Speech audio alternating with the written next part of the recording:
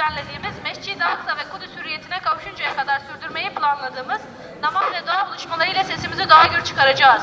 Urfa'dan Kudüs'e intifadaya yüksek sesle selam diyoruz ve her türlü desteğimizi yineliyoruz. Kudüs Anneleri platformu olarak burada önemli bir hatırlatma yaparak duaya başlıyoruz. Filistin sadece Filistinlerin mülkü değildir. Kudüs de bir tek onların Kudüs'ü değildir. Aynı zamanda Mescid-i Aksa sadece onların Mescid-i Aksa'sı değildir. Bilakis bu kutsal değerlerin tümü bir ucundan diğer ucuna tüm İslam aleminin mülkü, davası ve emanetidir. Filistinliler yahut Müslümanlardan bir grubun zayıfa ve güçsüzlüğe düşmeleri halinde Müslümanlara düşen bulundukları yerlerde Kudüs'ü kurtarmak için derhal harekete geçmeleri olacaktır.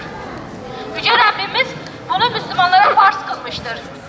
Bugün Filistin, Kudüs, Suriye, Halep, Şam, İdlib, Irak, Afganistan, Pakistan, Keşmir, Arakan, Doğu Türkistan ve daha diğer İslam toplulukları küfür zulmü altında inlerken yarın sıranın bize geleceği aşikardır.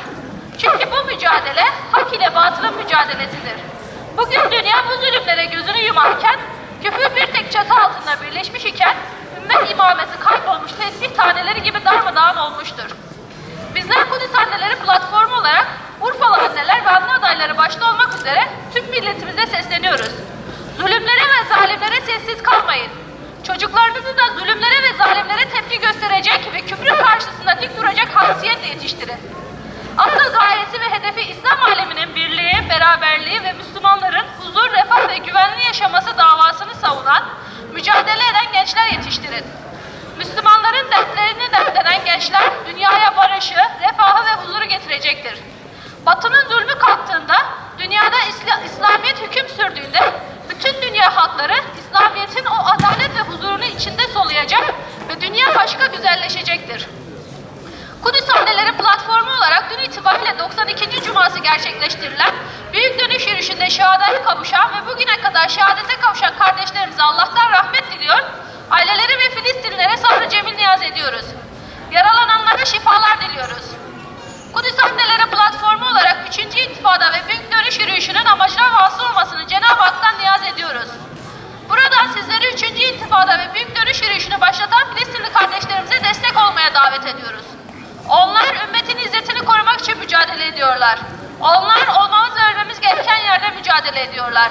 Yetersiz sağlık ve yaşam koşulları altında mücadele eden Filistinlilere herkesi destek olmaya davet ediyoruz. Siyonist İsrail'e buradan yüksek sesle haykırıyoruz. Yaptığınız hiçbir katliamı, hiçbir acıyı unutmuyoruz, unutmayacağız, yüreğimizde hissediyoruz. Ve bunların hiçbirini de yanınıza bırakmayacağız. Kudüs Anneleri platformu olarak bu katliamların bir daha yaşanmamasını Cenab-ı Hak'tan niyaz ediyoruz.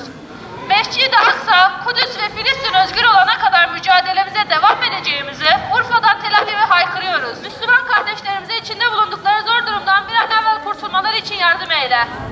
Bizlere yeniden aziz bir ümmet olarak adaleti ayakta tutmayı nasip eyle. Bizlere Siyonist işgalinden kurtulmuş, özgür, bağımsız ve İslam'ın hakim olduğu Kudüs ve Filistin topraklarını görmeyi, o beldelere İstanbul'a gider gibi gitmeyi nasip eyle.